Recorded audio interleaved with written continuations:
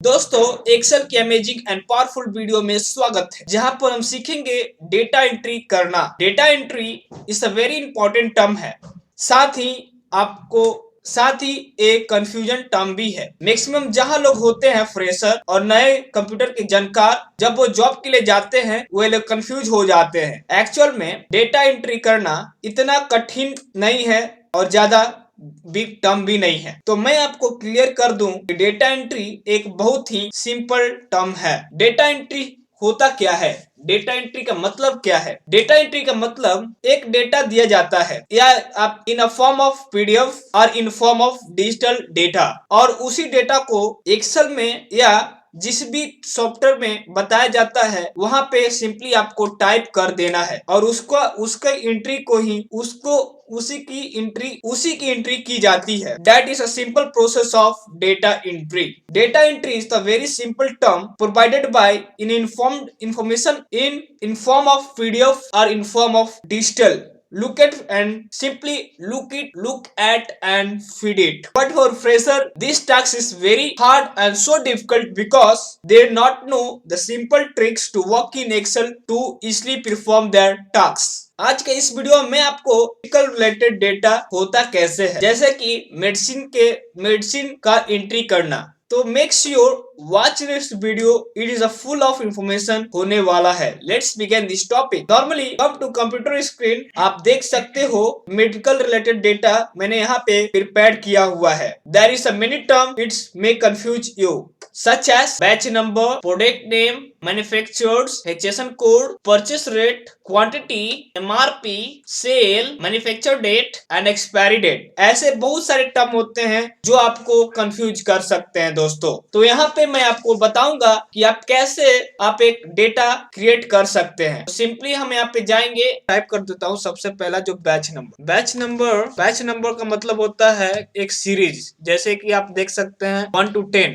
मतलब 1 से 10 में क्या है, वो जो एक सीरीज होती है, या ये आप बोल सकते हैं लॉट नंबर की एक नंबर लॉट में 1000 या 5000 भी ऐसे दवाइयां निकलते हैं। इसी प्रकार यहाँ पे मेडिसिन में हम लॉट नंबर का बैच नंबर इस्तेमाल करते हैं। उसके बाद हमारा आता है प्रोडक्ट का नाम। तो आप सिंपली आप समझ सकते हो दोस्तों कि प्रोडक्ट का नाम या कॉमन नेम होती है, वो आप उसे समझ सकते हैं। उसके बाद हमारा जो अगला जो आती है मैन्युफैक्चरर्स की, ये जो दवाइयां हैं वो किसने बनाया है और इसका नाम क्या है। तो मैन्युफैक्चरर्स यहाँ पे मैं लिख दे रहा हूँ। उसके बाद आपकी आती है अगला टर्म हेचेसन जो नंबर होती है, आइडेंटिफिकेशन नंबर होता है, जो हेचेसन कोड है जो जिसे बोला जाता है, उससे हम किसी भी चीज का एक यूनिक आइडेंटिटी लगा सकते हैं कि उसका क्या प्राइस है, उसका क्या जीएसटी रेट है, क्या उसका एमआरपी है, वो सारे चीज को हम यहाँ पे हम देख सकते हैं। और उसके बाद हमारा अगला जो टर्म आता है परचेस रेट, कि आपने जो दवा है वो कहाँ से खरीदा है और किसे खरीदा है और किस रेट में खरीदा है। तो यहाँ पे हम परचेस रेट यहाँ पे लिखेंगे। उसके बाद हमारा जो अगला टर्म आता है क्वांटिटी, कि आपने जो परचेस किया है तो कितने क्वांटिटी आप किए हैं, वो चीज को यहाँ पे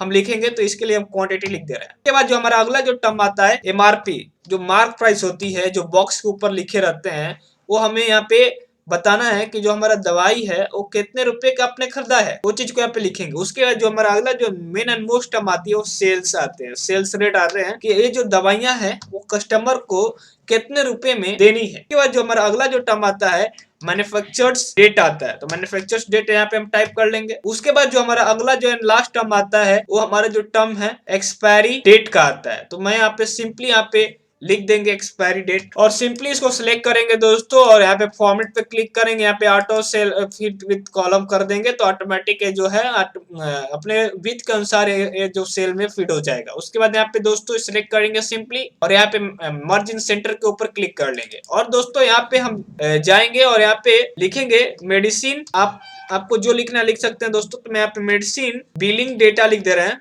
और उसके बाद दोस्तों यहाँ पे सिंपली जाना है। अगर आप यहाँ से चाहते हैं तो फंड का नेम भी चेंज कर सकते हैं। तो मैं यहाँ पे टाइम न्यू रोमन ले लेता हूँ और उसके बाद इंसर्ट कर लेता हूँ। फिर उसके बाद दोस्तों आप यहाँ पे सिंपली यहाँ पे इसका बोल्ड कर दीजिए, अगर आपका थोड़ा सा फंड को इंक्रीज कर दीजिए दोस्तों। उसके बाद हमें जाना है और यहाँ पे फिल कलर से हमें कोई भी एक नॉर्मल सा कलर आपको जो चाहिए आप ले सकते हैं, और उसके बाद इसको मिडिल अलाइन कर देना है। उसके बाद दोस्तों हमारा जो नेक्स्ट जो आती है टर्म उसको हमें सेलेक्ट करना है, और और यहाँ पे जाना है और बोल्ड करना है, उसके बाद ऑल बॉर्डर कर देना है दोस्तों। उसके बाद दोस्तों हमें इस सेलेक्ट करना है कि जितने तक हमें अपनी डेटा को फीड करना है दोस्तों। तो मैं यहाँ पे स्ट्रिक्टली इसको सिलेक्ट करता हूँ और हम जाते हैं बॉर्डर के ऊपर और यहाँ से हम सिलेक्ट कर लेते हैं ऑल बॉर्डर। और दोस्तों यहाँ पे हमारा जो एक फॉर्मेट है, प्रॉपर जो डेटा एंट्री करने का जो फॉर्मेट है यहाँ पे रेडी हो चुका है दोस्तों। अभी हमें दोस्तों यहाँ पे batch number, product name, manufacture, situation, purchase, quantity, MRP लेके आनी है। तो दोस्तों मैं दूसरे सीट से मैं ले लेता हूँ, क्योंकि अगर मैं टाइप करूँ तो यहाँ पे काफी टाइम हो सकता है। तो मैं यहाँ पे सिंपली जाता हूँ और मैं यहाँ से इस डेटा को उठा लेता हूँ। उठाने के बाद दोस्तों मैं सिंपली यहाँ पे कॉपी करता हूँ और यहाँ पे अपने लाके यहाँ पे पेस्ट कर देते हैं दोस्तों। उसके बाद दोस्तों आप देख सकते हैं कि यहाँ पे जो हमारा बैच नंबर है आ गया, प्रोडक्ट का नाम क्या है, मैन्युफैक्चरर्स किसने दवाइयों को बनाया है और उसका फैक्चरेशन कोड क्या है, और उसके बाद दोस्तों आपका रेट क्या है यहाँ पे लग के आ गया। तो आप देख सकते हो दोस्तों कि यहाँ पे सारी चीज आ गई। अब हमारा जो मेन एंड मोस्ट टर्म है वो हमारा है यहाँ पे सेल्स रेट, कि जो हमारी जो दवाइयां हैं वो किस रेट में सेल करना है। जैसे कि दोस्तों हमारे जो मेडिकल शॉप होते हैं, फार्मेसी होती है, वहां पे क्या होता है, कोई भी दवा लेते हो तो वहां पे आपको 5% या 10% की छूट मिलती है। तो उसको हमें कैलकुलेट करने के लिए सिंपली यहाँ पे इक्वल टू करना है और जो हमारा एमआरपी है उसको सिलेक्ट करना है और उसके बाद हमें माइनस करना है और हमें ओपन ब्रैकेट करके फिर से एमआरपी सिलेक्ट करना है और दोस्तों यहाँ पे मल्टीप्लाई करना है कि कितने परसेंट उनको आप डिस्काउंट देने वाले हो। तो यहाँ पे जैसे कि मैं यहाँ पे 10% का डिस्काउंट देने वाला हूँ, 10 लिख के और परसेंटेज लगा के और ब्रैकेट क्लोज और 8 इंटर करेंगे दोस्तों।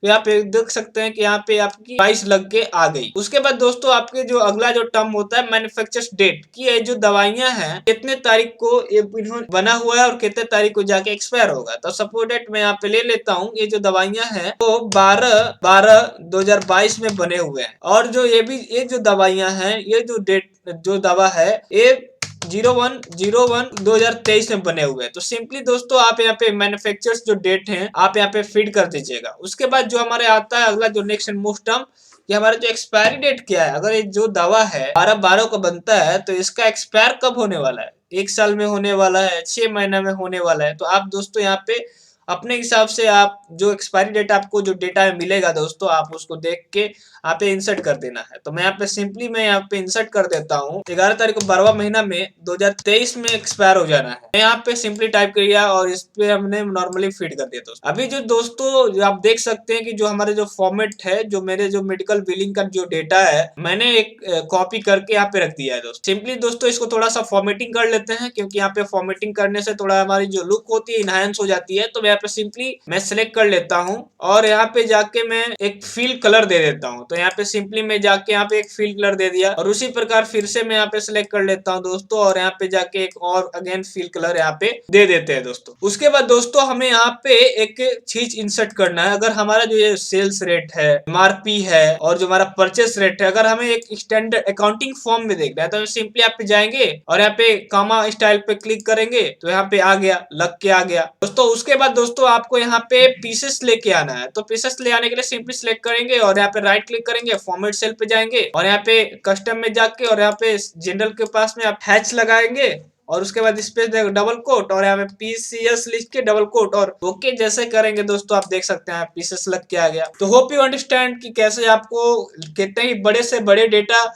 आप एक्सेल में मैनेज कर सकते हो। ये एक बहुत ही सिंपल टर्म होता है, इसमें आपको कोई भी कंफ्यूजन की बातें नहीं है। आप नॉर्मली आप एक्सेल में या कहीं भी सॉफ्टवेयर में आप एक डेटा को या सॉफ्ट कॉपी हो या हार्ड कॉपी आप देख के इसलिए मेंटेन कर सकते हो दोस्तों। Thank you for watching my video.